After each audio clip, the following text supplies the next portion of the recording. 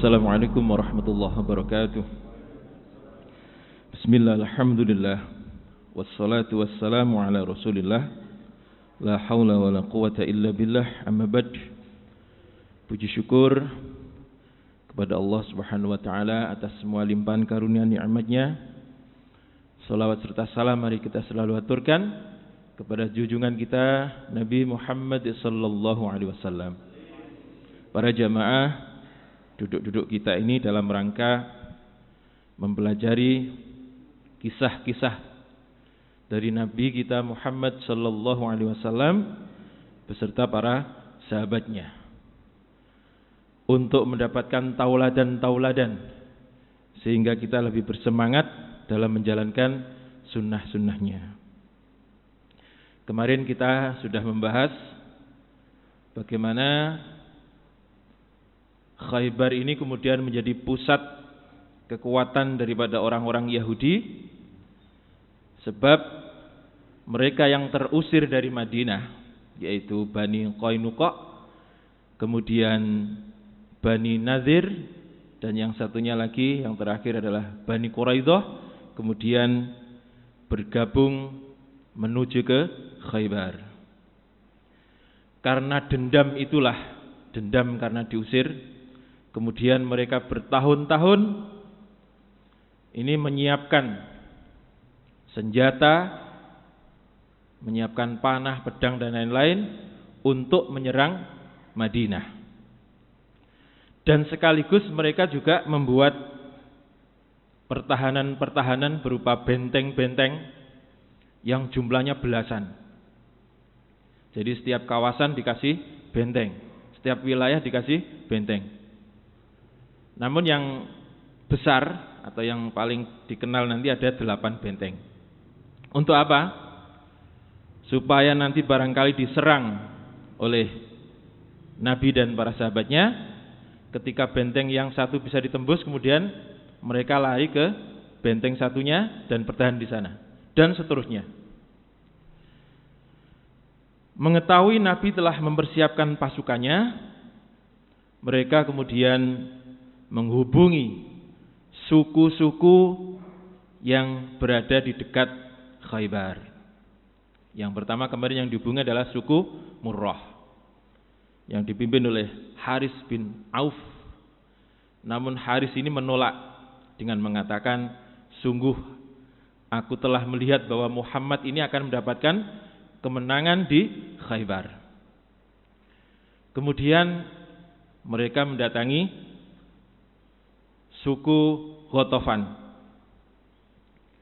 yang dipimpin oleh seseorang yang bernama Uyainah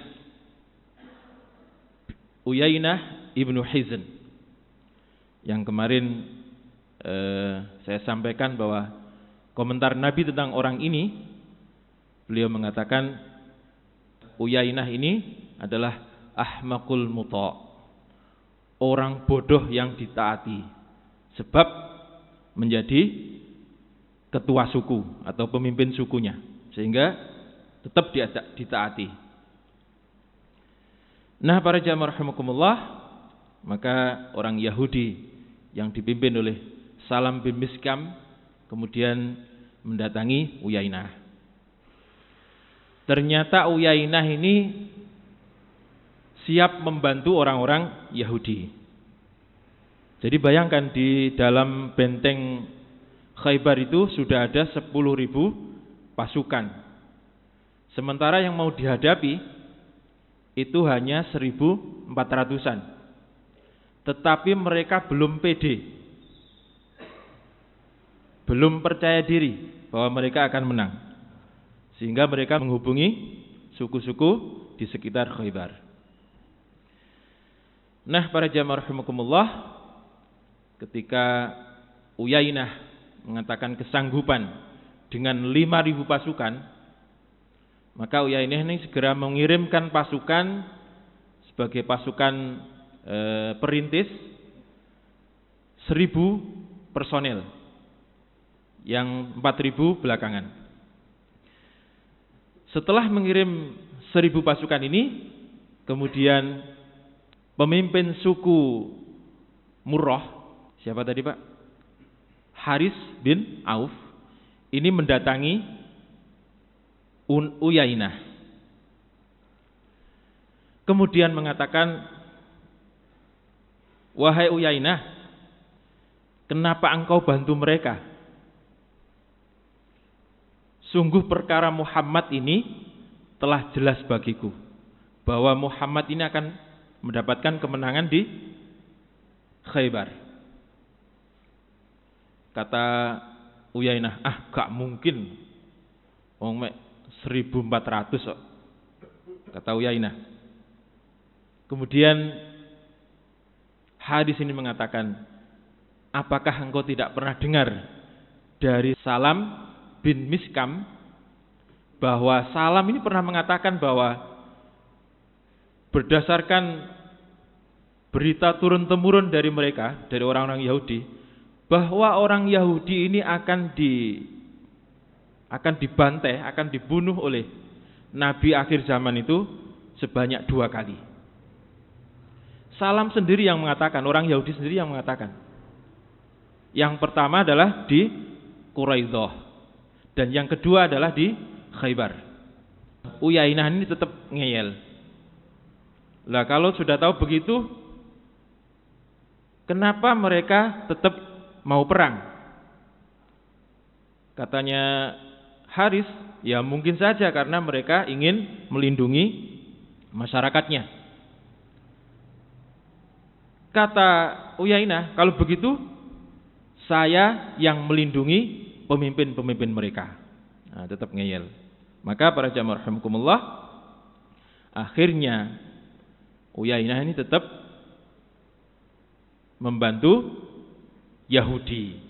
Uyainah ini kembali mengirim pasukan sebanyak 4.000. Sementara itu Nabi sudah di tengah perjalanan yang membuat strategi menyerang dari arah utara. Padahal Madinah ini posisinya berada di selatannya Khaybar. Seharusnya kan menyerangnya dari arah selatan. Tetapi Nabi membuat strategi, beliau menyerang dari arah utara. Jadi muter, agak jauh. Untuk apa? Yang pertama adalah orang Yahudi akan mengira bahwa Nabi dan para pasukannya akan menyerang dari arah selatan. Sehingga untuk mengecoh mereka, Nabi memutar, yang pertama. Yang kedua, tujuannya Nabi adalah ketika orang-orang Yahudi ini sudah diperangi dan kalah, maka tidak ada yang melarikan diri ke Syam. Bisa jadi kemudian kalau diperangi dari arah selatan, kemudian mereka melarikan diri ke Syam dan minta bantuan ke orang-orang Romawi. Ini yang dikhawatirkan oleh Nabi. Sehingga akhirnya diputuskan untuk menyerang dari arah utara. Nah, para jamaah rahimakumullah, ketika pasukan muslimin ini sudah dekat dengan wilayah Khaybar, ternyata di belakang mereka ada pasukan yang banyak menyusul. Kata Nabi, cari tahu siapa mereka. Sinten kira-kira Pak? Pasukannya Uyainah. Ada berapa tadi yang nyusul? 4.000 personil. Pasukannya Uyainah. Beriringan ini. Maka kemudian Nabi mendatangi Uyainah dan mengatakan, wahai Uyainah, apa tujuanmu mengikuti kami? Ini dikira mengikuti Nabi. Saya akan bantu partner saya. Saya akan bantu sekutu saya, yaitu Yahudi di Khaybar. Sebab mereka telah menjanjikan kekayaan separuh dari hasil kurma mereka. Maka kata Nabi, wahai Uyainah, kembalilah ke kaummu, sebab Allah telah menjanjikan kepada kami kemenangan yang nyata. Fatham mubina, kemarin yang sudah kita bahas. Kata Uyainah, gak mungkin, jumlahmu 1.400 kok mau mengalahkan mereka. Yang ada adalah kalian nanti akan menjadi budak-budak kami. kata Uyainah. Lalu kemudian Nabi memberikan tawaran kepada Uyainah. Wahai Uyainah, gini saja wis. Bagaimana kalau sampean sekarang kembali ke Ghatafan? Nanti kalau kami menang, orang-orang Ghatafan akan saya beri separuh daripada kekayaan Khaybar. Kata Uyainah tetap ngeyel, jumlahmu 1.400 kok, jumlah mereka 10.000, ditambah saya 5.000. Kok menang? Lo menang dari mana? Nanti kalau saya kembali nggak dapat apa-apa. Nggak, lanjut saya. Kira-kira ngoten. Nah kemudian pasukan ini tetap beriringan. Nah ketika sudah dekat dengan Khaybar, Uyainah ini kemudian menyalip rombongan Nabi bersama beberapa orang. Sementara pasukannya masih di belakang. Menyalip. Begitu menyalip, Nabi masih menawarkan lagi. Wahai Uyainah, kembalilah. Nanti akan saya kasih separuh daripada kekayaan Khaybar. Tetap jalan ini. Sampai ini seorang sahabat yang bernama Sa'ad bin Ubadah mengatakan, wahai Uyainah, terimalah tawaran dari Nabi kami. Sebab nanti kalau sudah menang, terus kamu baru mengajukan permintaan, maka yang akan kami berikan adalah pedang kami, bukan kekayaan Khaybar. Tetapi Uyainah ini tetap seperti apa yang diputuskan.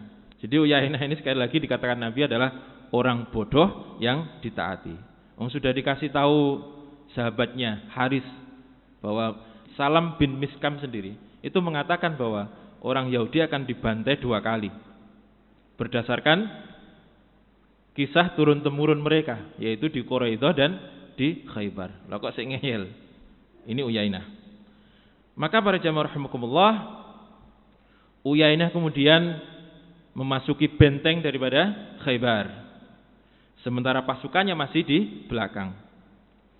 Nah, ketika Uyainah sudah masuk ke benteng, pasukan yang di belakang ini mendengar orang yang berteriak mengatakan, selamatkan istri-istri kalian, selamatkan anak-anak kalian, selamatkan harta-harta kalian.